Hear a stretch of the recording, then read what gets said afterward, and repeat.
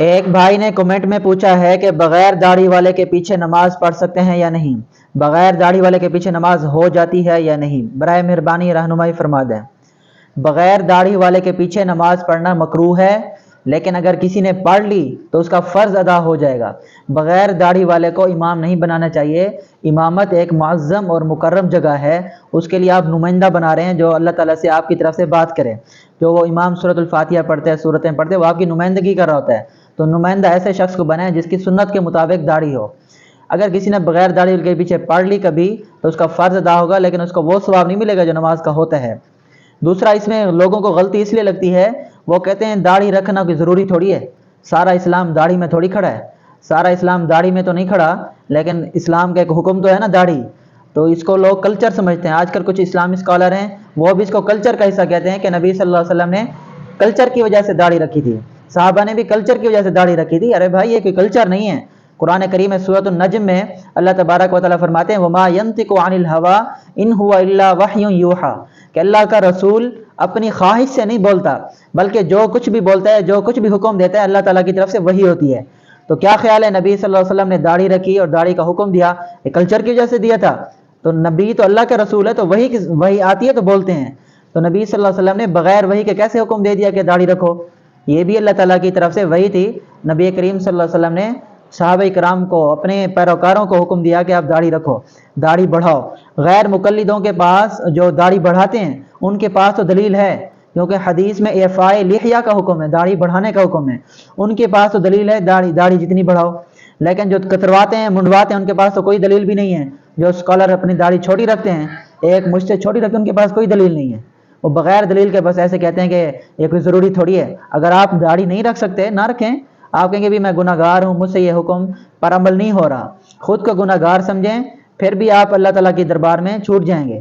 لیکن آپ ایک اسلام کے حکم کا مذاق بنا دیں کہ ضروری تھوڑی ہے، سارا اسلام اس داڑھی میں تھوڑی کھڑا ہے، تو یہ اسلام کے حکم کا مذاق ہے۔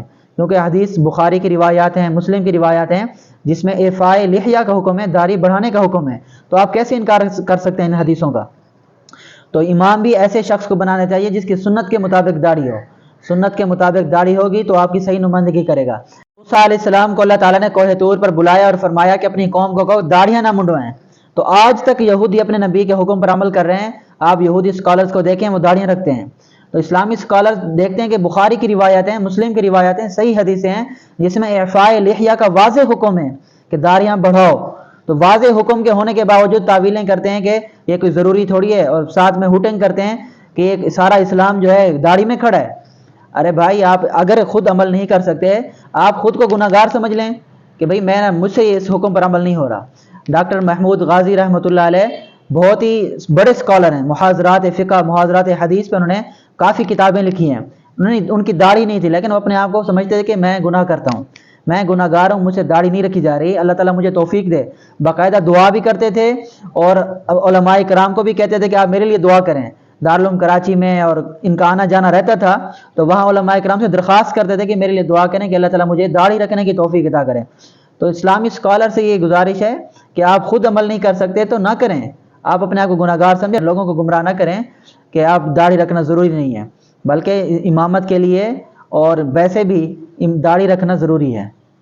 کچھ حفاظ ایسے ہیں جو سارا سال داڑھی منڈواتے ہیں اور رمضانی حافظ ہوتے ہیں، وہ رمضان میں تھوڑی بہت داڑھی رکھ لیتے ہیں، مصلی پہ آ کے کھڑے ہو جاتے ہیں۔